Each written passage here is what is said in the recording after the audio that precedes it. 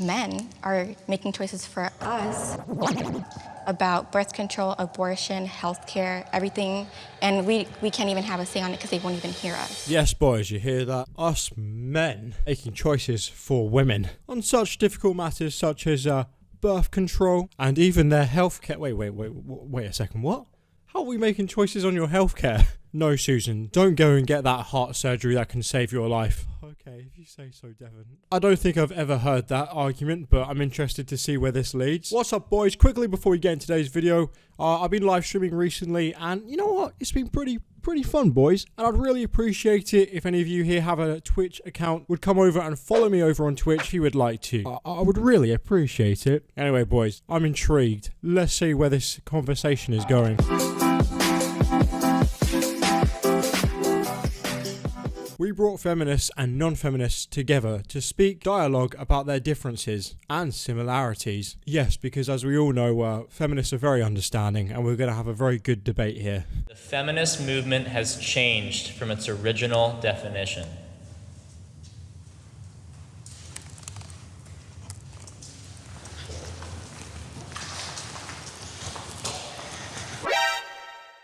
Oh, there she goes. She was thinking about it. Really giving that some general thought and time and consideration. Not really too sure why though, because I think that's one thing we can at least all agree on, is that feminism has definitely changed. Back in the 60s, completely understood it, and I'm sure the majority of people watching this video do as well. There was sexism back there. They did need to be heard. Now it's just about having short haircuts, different colour hair, and nose piercings, and trying to be edgy while screaming at men for no reason. When I heard the definition of feminist, right, I was like, yeah, I'm a feminist.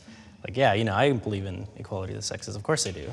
But it changed the more that I researched the movement, the more that I saw how mainstream media portrayed it. And to me, it's like there's a lot of issues that happen to men in disproportionate amounts that are always overlooked, that, you know, no one talks about the suicide rate, no one talks about the homelessness rate for men. And it sucks, because if your whole movement is based around equality of the sexes, right, and to make sure both sexes are equal, then that covers the whole spectrum, right? It's not just one sex, it's equality. The title of feminist inherently excludes men. Interesting. What? Interesting. No, not interesting. That man basically has done my job. I don't really have anything else to really put on that. I think he hit the nail on the head there and said everything anyone was thinking in the comments. I'm out, boys. See you later. Thanks for watching. Not 10 minutes yet. Right, let's carry on. This man honestly makes some very good points in there, if not covers all the points on why we all think differently on feminism now, and why most men are probably very hesitant to call themselves a feminist unless they're simping on women. And to be honest, you always find the men that call themselves feminists are like the weirdest people, the weirdest men, I swear to God. So if a guy pays for my tab, I think I'm getting your attention. I feel like I touched like a vampire touching holy water. can I help you? I think they want to go in. It's not lost on me how many more men are in academia and in higher education. Women are called more often to put their careers on hold in order to have children or for whatever other reasons. That's just kind of the way I see it manifesting most in my life, is just seeing how hard it is to be an intellectual woman in academia. Right, but having children is literally your own choice. Nobody's forcing you to, well, I hope not, God, that'd be pretty awful. But nobody's forcing them to have kids. I don't get how that's really even an argument. That is them literally picking something they've chosen and then moaning about it.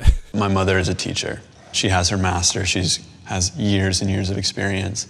And yet her place within the school, her place within, as far as like authority over students, is not the same as a man. And I think that's an inequality that I've just been shown from my mother, who comes home and says, you know, I just had the worst day at work because I was uncomfortable the entire time.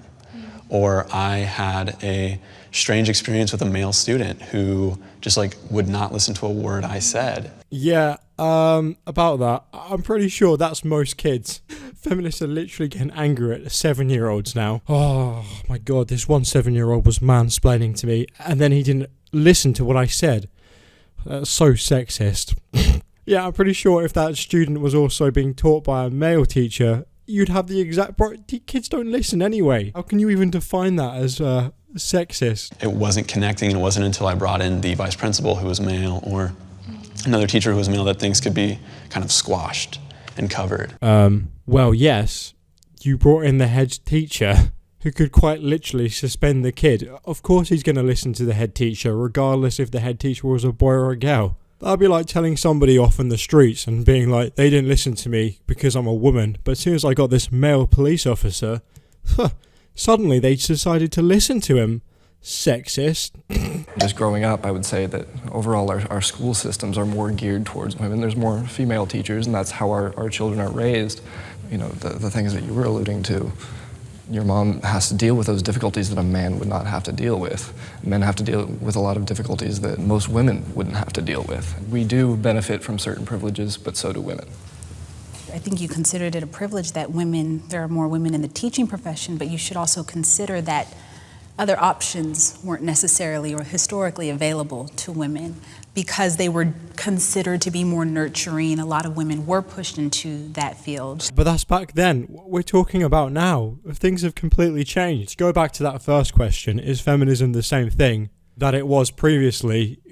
No, and that's why, because it is so different now. Those types of things have been abolished. Women have so much more freedom to pick the jobs they want to pick, and if they wanted to choose being a teacher, then that's what they've chosen. Why are you feeling sorry for them? Women are choosing these majors and choosing their region of study, whereas men are tending to choose higher paying majors. They're choosing more to go into STEM fields and such like that, and reaping the financial benefits, while women are also reaping their own happiness benefits of going into a field that they enjoy. Exactly. That is pretty much what I just said.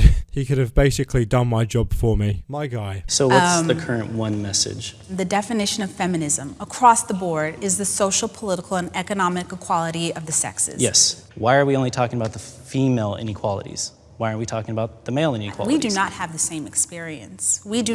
You are not oppressed in the same ways that I am. No, and I'm sure you're not oppressed in the same ways that I am. Oh, I'm so triggered. But you're a man.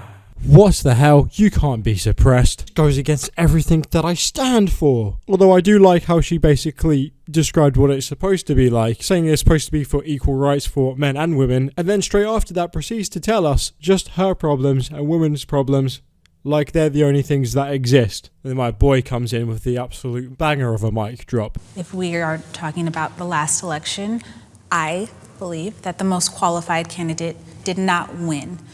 People need to really consider what role gender played in that. But wait a second, you don't just pick somebody for presidency just because they're a woman.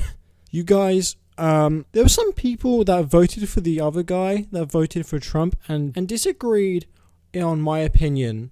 That's sexist.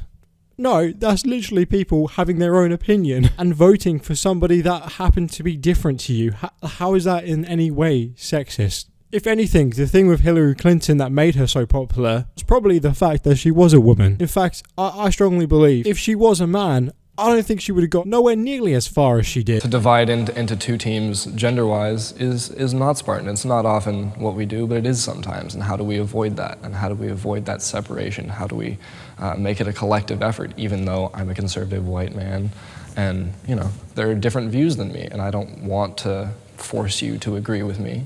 I don't want to change your mind in that way, but I want to see how I can still work with you fully and be on your team, and you can be on mine as we disagree agreeably.